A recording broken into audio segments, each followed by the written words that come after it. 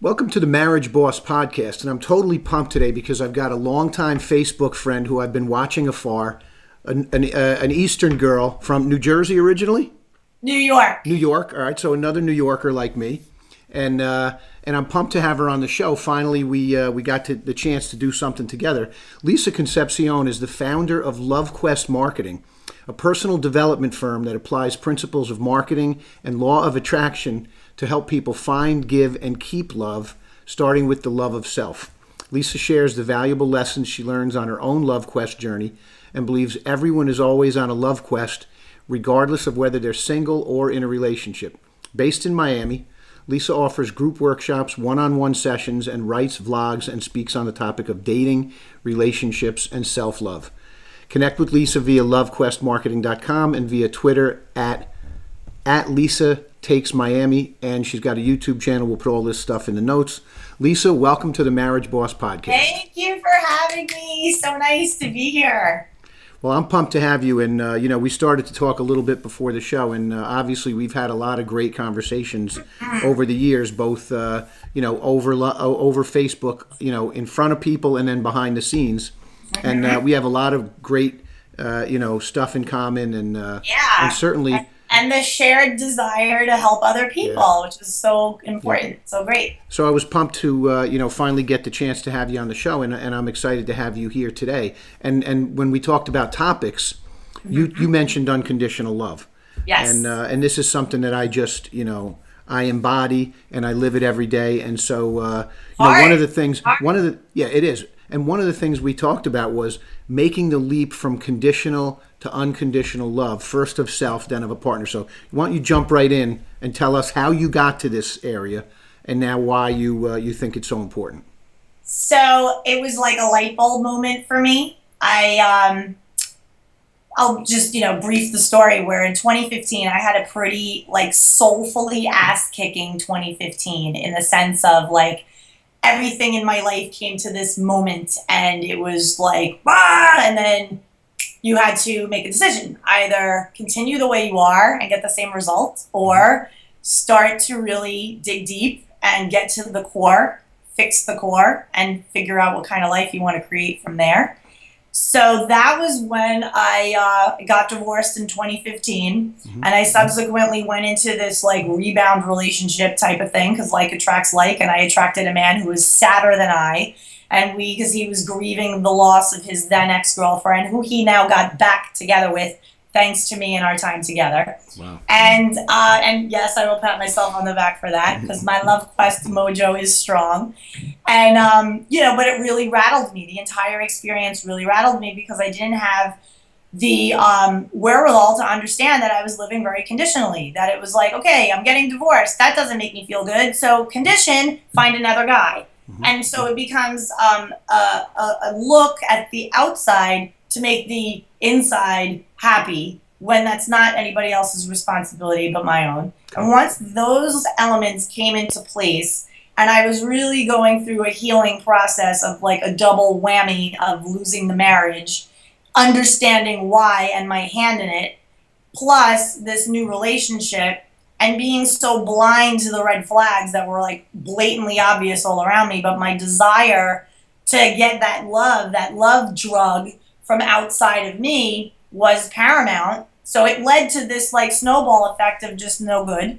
So then it led to the great thing of dialing it inward and really doing some work. And there were tools that I used that really helped me: books, therapy, started studying quantum physics and the works of Abraham Hicks. Yep. And, Louise Hay and Joe Dispenza and a lot of, Hay House, Wayne Dwyer, Gabrielle Bernstein, just all the whole Hay House crew. And I just dove in to just be well, and well-being mattering more than anything. How I felt mattered more. At the time, it was October, when I came off of this whole, peak of when everything came to a head. And I couldn't eat. I literally could not eat unless I was outside of my home with friends. So if I was in my home and in my thoughts and ruminating, it interfered with my ability to eat. So I went from 127 pounds to 110 in 3 weeks. Wow. It was scary. Jesus. It was really scary. And then I started to feel myself not being able to pay attention and really just sinking into this depression. And that's not like me.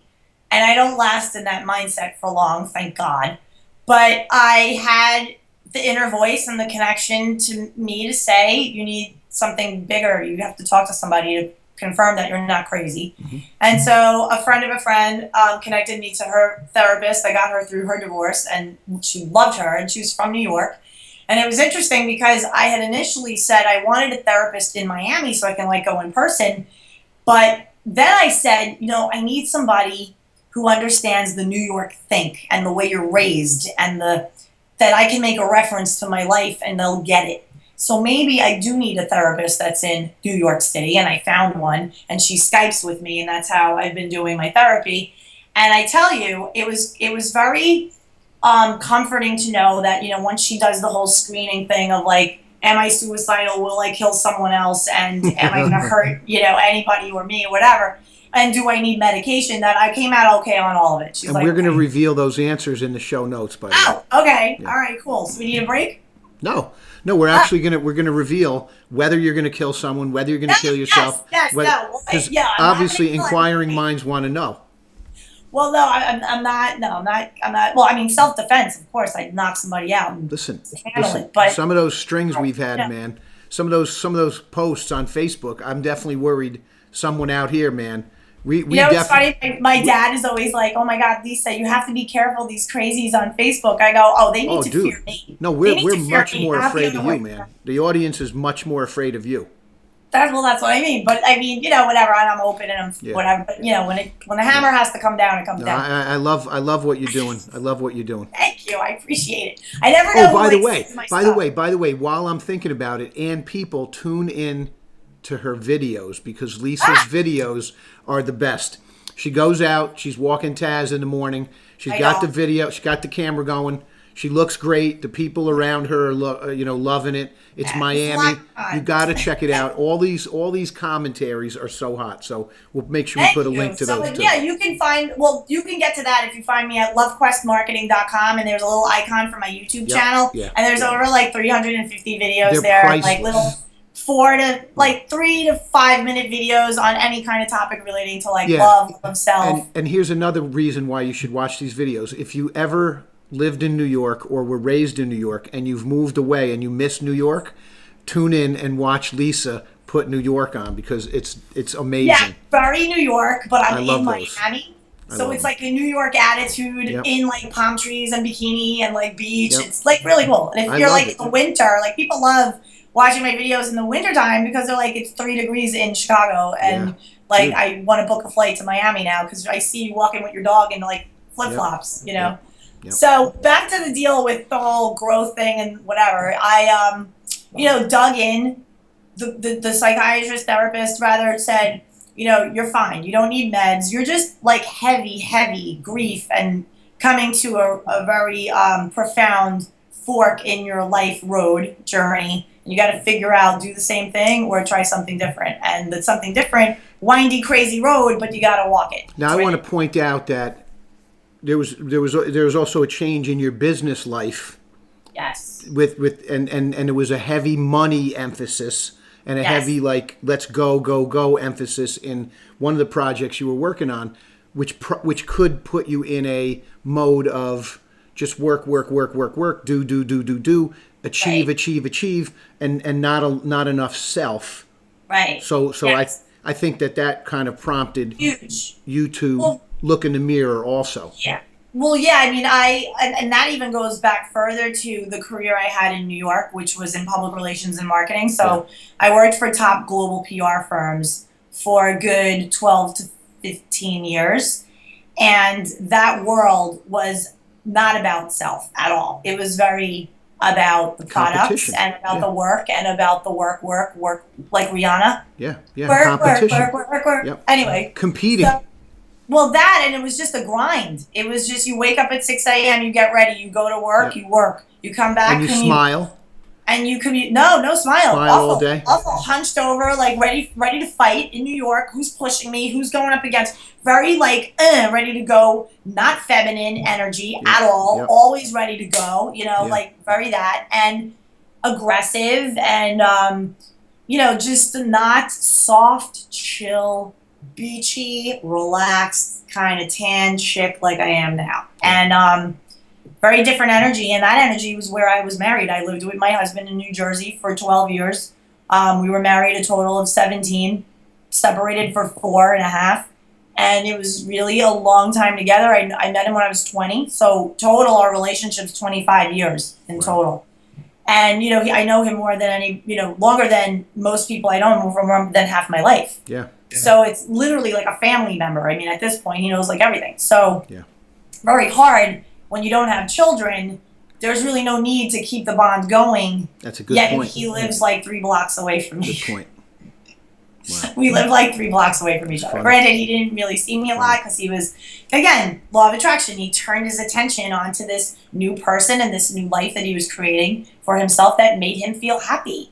And of course, when you love somebody unconditionally, you want them to feel happy, even if that happy doesn't come from being with you. Yeah. That's the hardest part. Yeah. But when you overcome it, you know more. You know better. Well, did that wake you up to, well, if his happiness isn't coming from me, then my happiness doesn't need to come from everyone else? Correct. It was before that. It was like first I realized that about me, and then I'm just looking at him like, yeah, go to Australia, like do whatever. So let's give the audience, be clear on this now. Let's use this as like a tip. Okay. So deliver it as a tip. So people who are conditionally living right now, which means everything about them depends on others and environments and jobs and family and people and blaming. Tell us what the audience, if someone's out there listening today, wow, Lisa, I totally relate. How to live more unconditionally. How can I live a more unconditional life? Okay, so number one, pay attention to how you feel and make how you feel the number one priority in your life and the relationship between you and you, your deal. Okay. So that's what you're tending to, like your little garden every moment of every day. So put yourself first. Yourself first. Okay. You have to. You have to. It's just the way it is. And then from there, you can really start tending to your emotional landscape, if you will, and you can say, okay, I'm feeling angry now. What kind of thoughts do I have to go from angry to hopeful, and from hopeful to joyous? Yeah. And you're not going to go from like depression to joyous in a swoop. It doesn't work that way. But you can gradually climb your way in a few minutes up a ladder, which Abraham Hicks is so great. She calls it an emotional guidance system, and there's a scale, an emotional scale. It's available online if you Google it. I'm probably going to have it on my website soon too. We'll put it in the show It's notes. a fantastic tool. I have it in my phone. Yeah. And if I literally am online at the bank and it's taking too long and I'm being impatient and I notice, impatience, emotional scale, how can I go, I'm going to deposit money, I'm going to get money, I feel good about money, I'm going to spend. And now I pivoted my thought to this is not a condition that I'm going to hunker down in. And I think that's a really empowering thing when you take control of your own emotions and you start to really use them as a guide to where you're at and where you want to go and can handle it like that. You're not looking to the kids to behave to make mom feel good. You're not looking for the husband to behave to make the wife feel good. You're saying, all right, you guys are all not behaving right now, so I'm just going to go in the other room, chill out with like whatever book or CD, or to go for a walk with the dog. I'm just going to separate my time because I love you guys. I love me just a little more. I love you guys. And I know that you guys are beautiful, loving souls. And this isn't a behavior that's going to last forever. This is just for 10 minutes and I can't be around it. So you do your craziness. You poke your sister's eye out. Do what you got to do. It's all going to be cool. Mom's going to handle it. And guess what? Poke an eye out. Now you see, now that's the New York Italian right there, man. Poke someone's eye out. But here's what's good. This is what the big is. When you start vibing on that level, everybody falls in line. Yeah. The kids, homework. No poking eye out. Homework. Ma, we're done with homework. Oh, awesome. I didn't even have to ask you because your energy is getting everything else falling in line. And that's when you're really influential. That's why I can sit across the dinner table with my ex-husband now and smirk at him when he's telling me that he's thinking of going to Australia to see the girlfriend that just left him to go to Australia in January. So she just left, and he's telling me that he's going to book a flight to go to January this coming year to Australia. And I'm looking at him like, that's nice. That's nice. I mean, January is a long time. You don't know. Life can throw you in a different turn, and you might have someone else to bring with you to Australia. But wonderful. Yeah. And guess what? Are you going to eat that pepperoni? Like, it's all good. And he looks at me like, who is this person? You know, and it's just, my energy is different. Oh my God. vibe is different. Oh, man. The essence of me is the same, of course. I'm still Yeah. funny. I'm still like gregarious. I'm Yep. all that, the personality, whatever. But the conditions, if you really want to start living an unconditional life, make yourself top priority and pay attention to how you feel. And that's it. And you won't hold anybody responsible to that. Now, and then how- they'll love you for it. They how love you does for it- it. And it puts ease in your environment immediately. Now, how does this translate to the business environment? How do you do this in Oh, business? wow. So in business, it's even, it completely translates, because think about it. If you're in a situation where you're working, even if you're an entrepreneur, you're working with or for other people, period. You got vendors, you could be, a writer, and you still have an editor. There's always going to be some kind of interaction with somebody. So that leads to the condition of, I hope my editor likes this piece, or I hope my client likes my presentation. And it's nice to have hope, but you can't let that condition dictate your happiness. It's almost opposite. You got to get happy, and then the thing that you want, the business, comes to you. So a lot of people say, oh, I'm going to be so happy if I land this huge piece of business. It can be a game changer in my life. I will be so happy when that thing happens. Oh my God. And then they, bang the drum of, I will be so happy when. And so what they're banging the drum on is the fact that they don't have it yet. So it's like Abraham Hicks explains it so brilliantly. There's a stick, right? So here's the stick. On the half, it's I want money. On the other half is I have no money. So you have to be very conscious about knowing when you pick up the stick, you're picking up both sides. Yeah. So you have to say, I'm putting the stick down, and I'm just going to roll happy. I'm going to meditate. I'm going to envision the feeling of working on this business, how exciting it is, how great it is to co-create with these smart people. Oh my God, I haven't worked with people on this level yet in my career. And what I'm going to learn from them is going to be amazing. And you bang that drum for a good 10 minutes a morning, and fast, the outcome will come to you. I've seen it happen. It's It sounds like a lot of this conditional stuff is connected to our expectations of what's supposed to happen. Well, yeah, it's cool to have expectations of what's to happen when they're good. So it's almost like you start to live life saying, things always work out for me. It's so cool. Like, I take a conscious effort in a direction, and it always plays out the way it's meant to, and it's always there to serve me. And even when it seems a little off, there's always another door that opens that, oh my gosh, now I know why that had to happen. Things are always working out for me. So and then you expect it, and then you're like, oh yeah, that'll happen. That call will come through, or this thing will happen, or money always finds me. There's always enough. But what the key is, people want to make the jump in business from having enough and just getting enough to that leap of abundance. Yeah. And they get in that gap. And so I think the conditional living is what kind of keeps you in that gap, instead of tapping into the emotion of the feeling of the thing that you want. It's focusing on the fact that you don't have the thing that you want. Yeah. So that's the work, which is fun work. You go to the beach, I go to the beach, and I'll lay there, I'll meditate, and I'll start thinking about, where the house I want to have, or the way I want to live, the vacation I want to take.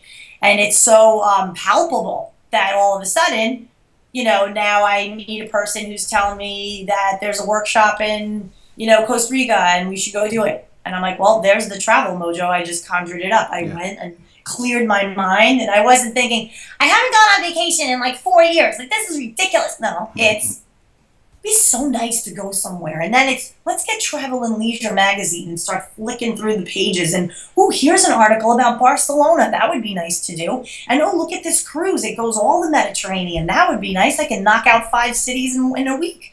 And then you're not in that lack mentality. Yeah. You're in an abundance mentality. And the same thing happens in business where you're, oh my gosh, this client, I have to get this client and this and that, and it's not happening. It's not happening fast enough, and I'm not making enough calls, and I'm not doing this. Lack. Instead of, I am making the right calls. I will make 10 phone calls today, Yep. and they will be the right ones. Yep. And I know they will be the right ones because I will feel it. I will feel that on this piece of paper of 25 people to call, today I will focus on these 5, and out of those 5, 3 will turn into business. And that's when you hear people like Tim Ferriss, where people want to like knock him on his ass. What are you talking to me about, a 4-hour work week?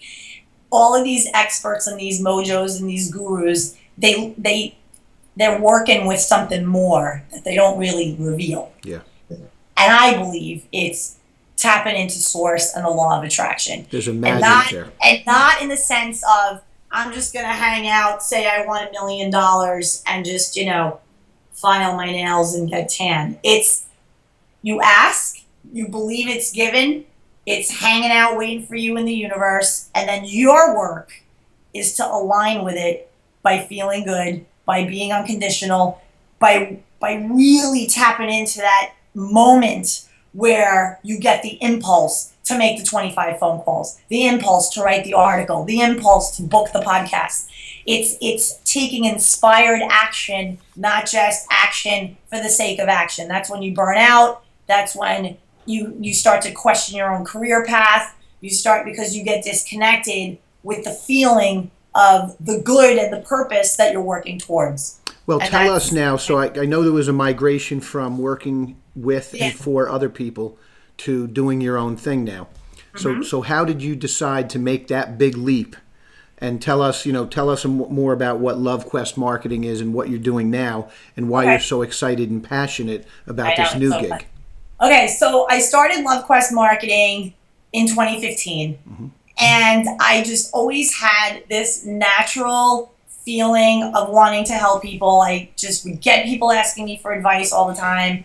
And I was like, why? Like, but I love being a source of upliftment for people.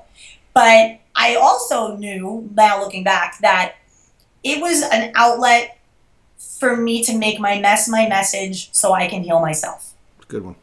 And so I didn't know what the how was going to be. I just knew that I wanted to be in front of an audience. I wanted to help people. I wanted to do fun workshops. I was putting myself through different workshops and looking at the business models as I was learning myself and peeling back my layers and getting things handled within myself. And I took a lot of elements from different curriculums that I learned and people that I studied with in 2015 and applied them and created a curriculum for LoveQuest Marketing. And so what I offer are one-on-one coaching via Skype or phone, and also group workshops here in sunny, beautiful Miami, with different hotel groups that I have relationships with, and they're usually anywhere between 10 to 25 people, and we handle ones for couples, ones for singles, men-only workshops, female-only workshops. The dynamic is very different when you put those puppies in a box and let them play. It's a whole different deal, but I like to keep them separate. Because the guys, they want to talk stuff that they don't necessarily want other women to know of, but they want me to know because I can give them the feedback from a woman's point of view. And in doing this business, it really helped me tap into that feminine, nurturing, listening, compassionate. We're all, the same. We're all beautiful, divine, unique people in our own right. We are all on a love quest. It's our human condition to want to find, give, and keep love of a pet, of a family member, of a lover. It's just love is the core of who we are. It's what our vibrational source is. Yeah. So when people say to me, my God, you're like a hot mess. Like you got divorced and you ended up in a rebound relationship that broke you and oh my God, and yet you have this business. I say, yeah, because it's not called Marriage Quest, it's called Love Quest. Love of self is the primary thing, and from there all else comes. So, when you're a couple and you're coming at me to do a Love Quest, I'm coming at it listen, I'm going to break it down for you. I'm going to tell you exactly what I did in my marriage that ended it. Yeah. And now I'm where I'm at, and I want to prevent people from going through that. I want to like change the game, the paradigm on this whole deal and business of people holding each other responsible for their happiness. I mean, and think about it. If Abraham Hicks says it so best, she says this thing, which I think is so cute. It's like when you go on a date and you say to somebody, well, that was cool. I like you pretty good. Let's see where it goes. And that becomes your marriage vows too. You know what? I like you today. Let's see if I like you again tomorrow. I love you today. I'll see if I love you again tomorrow. And you just go on that, not, here's a list of 20 things that I promise to do in front of God until I die. I'm sorry. Lovely for the family to see. It's like a show. But on a spiritual level, I always say to couples, I go, listen, if you want to renew your vows, you can do that right in your bed before sleep every night. And you can say, listen, today was good, and I loved you today, and you pissed me off, but I loved you through it. And tomorrow, let's see if we do it again. Let's hug it out. Let's kiss it out. Let's have a little nook and go to bed.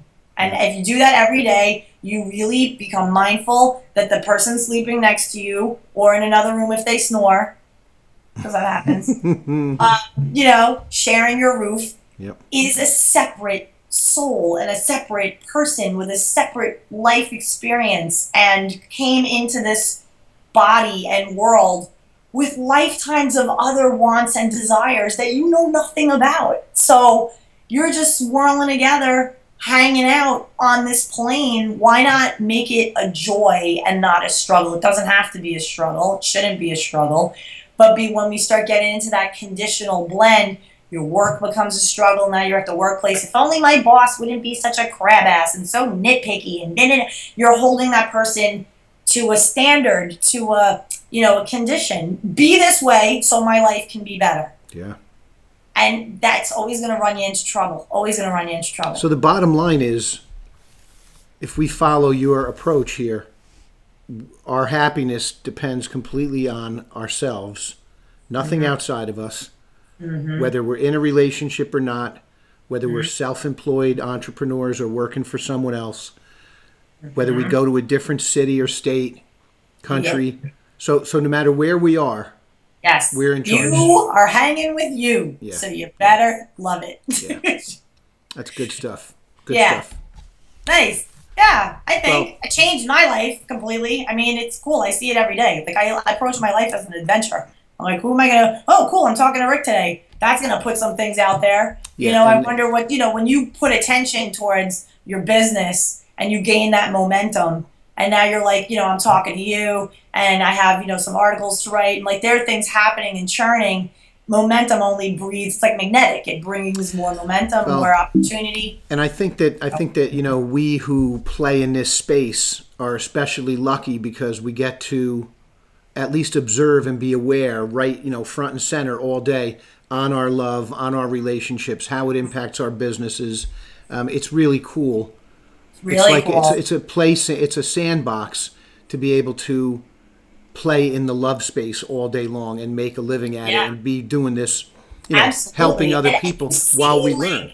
The difference in the people, like when they come at me and they're banging the drum of, I'm 32 years old, and I haven't had a steady boyfriend since college, and I'm 32. Like, I want to meet my guy because I want to have babies by the time I'm 35, and I'm already thinking of freezing my eggs, and like, whoa, like that energy, like, I know what that is. I was that. I mean, granted, not with the babies and the whole thing, but I know what that energy is. And so I tell her, you know, okay, awesome that you want these things. You have like this whole very crystal clear picture in your head of the life you're aspiring towards, which is good. And so now we just have to help you align with it. And that you do by having a good time. So tell me, what do you like to do? Like, what are you into? Are you into fitness? Like, what's your deal? And they're like, oh, okay. I'm like, yeah, because you got to get off banging the drum that there aren't enough men. There's 7 billion people on the planet. Half of them are men. Whatever the percentage is, regardless, your guy is out there. Yeah. And he's banging the drum right now at a bar with a bunch of guys saying all these chicks are psychos. So we need to get the drum banging to a positive place. You happy, so then now you're vibing happy, and boom, you go to like CVS to buy like shampoo, and bam, there's your guy online right next to you. Because energy. Not because you made it happen and went to a club and went to a dating site and went to Match.com and went to eHarmony. Not that I have issues with any of them, because there is a law of attraction vibe to that too.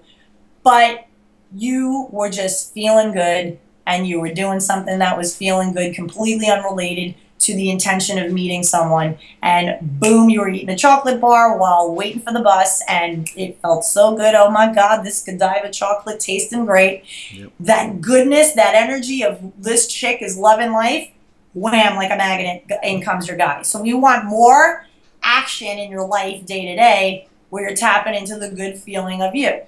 And within no time, you will meet your guy.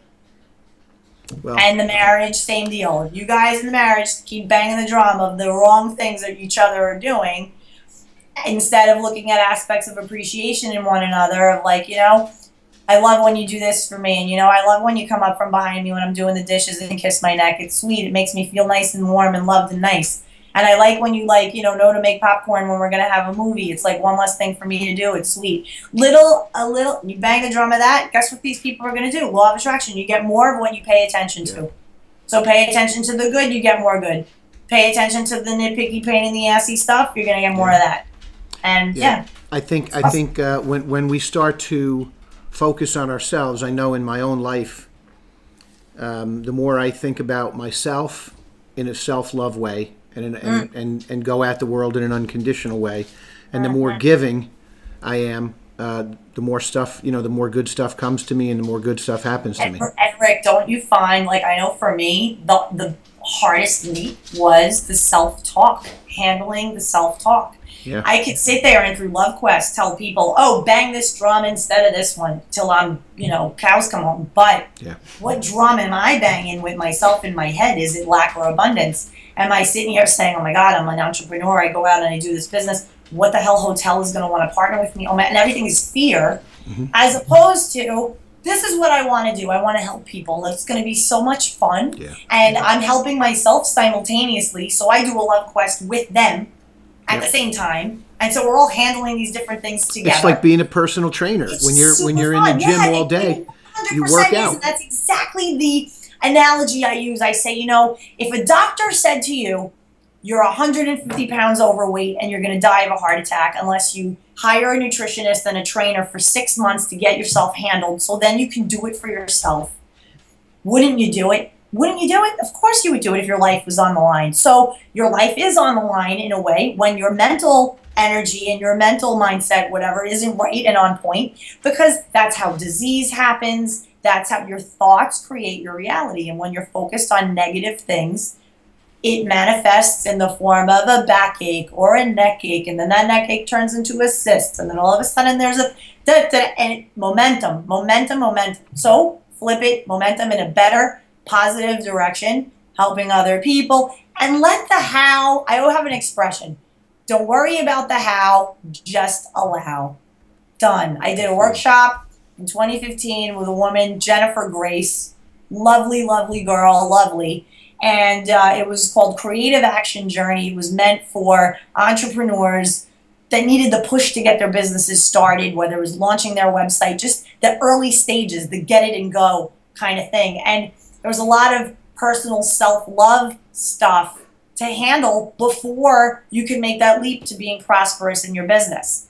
So, certain exercises that now I adopted into the LoveQuest is, especially for singles and couples both, I have them clean out their space, clear out their cars. Like the energy is blocked, clean it out, handle it. Just the other day, my office mate and I, because I am doing still public relations work during the day while I'm cranking up on LoveQuest. So I'm freelancing, and it just keeps me good with writing and branding and still doing that part of my life and my business. And we had the impulse to restructure a physical space of our office. We got rid of a bunch of garbage. We got rid of different things on the shelves. We cleaned it up, and let me tell you, we looked at each other when we walked into that office, and we were like, we're going to crank out some stuff today, girl. We feel good today. And we did. We got great placements. We did good things for our clients. Work went through. The day was good. Everybody happy. And it's the same at home. I told a woman once, she's like, I am so close to meeting my guy, I can taste it. I said, all right, then you know what? We're going to start taking this to another level. talk to me about your space. What do you have going on in your bathroom? She's like, cluttered mess, girl stuff, shampoo, hair products, makeup. I go, all right, here's what you're going to do. I need for you to take 2 drawers of your bathroom space and a shelf and nothing, because it belongs to him. It's it's this man that you are preparing for to make room into your life. He's not going to come if he doesn't have a place to put his shaving cream and his razor blades, right? So make the space. Do it in the bathroom and a drawer in your apartment, just 1 or 2, and space in your closet. And she did it. And I said, and the other thing you want to do is start making meals where it's enough for 2. Cook for 2. Stop with the microwave lean cuisines and whatever. Not that I have an issue with them. I eat them too. But when you're cooking dinner, cook enough for 2. You can bring the next to work. Bring the extra for work, have leftovers, nothing bad with that. But your mindset is, no, I don't cook for 1 anymore. I'm not 1. I'm waiting. I'm expecting someone. And then there's that word of expectation. My man's on his way to me. My wonderful woman is on her way to me. I'm just preparing. And you start to live in this, it's like going on vacation. I'm preparing for a vacation. What do? I got to get my passport handled. I got to get the dog babysat. I got to look at, who's going to collect my mail. You're getting the things in play to build the momentum for your vacation. Same in business. Got to hire some good people. Got to get the IT guy on point. Got to, all those elements. Why? Because you want to be prosperous. So when you start taking those actions to build momentum towards the thing you want, it is law. The thing you want comes. So cool when it happens. Awesome. Don't worry about the how, just allow. Don't worry about the how. Universe, they'll handle that. Just allow. Allow it to happen. And then have fun with it. Have fun. Good stuff. Just see what kind of stuff you manifest. Do it simple. Start simple. It's hilarious. Start saying things like, wow, it'd be really cool to have like ice cream today. I can really go for like a creamsicle. Those old school creamsicles with the orange and the vanilla in the middle. Oh my God, amazing, amazing. And then all of a sudden, out of nowhere, watch how something, if not it's exactly manifests. Maybe it's a little good humor truck that goes by you in the, while you're walking by and you're like, I'm getting closer. And when you pay attention, it comes. It always does. It's all about paying attention. It's law. Good stuff, girl. Hey, listen, Awesome. I loved having you on. You know how much I love you anyway. And and this was awesome. So we're just going to mention again, people, if you liked what you heard today, you can go to LoveQuestMarketing.com and get more deliciousness from Lisa. And on Twitter, at Lisa Takes Miami. And, of course, on our YouTube channel. We're going to put the links in the show notes. Lisa, it was great having you today. Thanks for your time and wisdom. It was a pleasure. So much fun. Such good momentum here. It was good. So we will talk to you soon. All right. Have a blessed day. All right. Bye. Bye.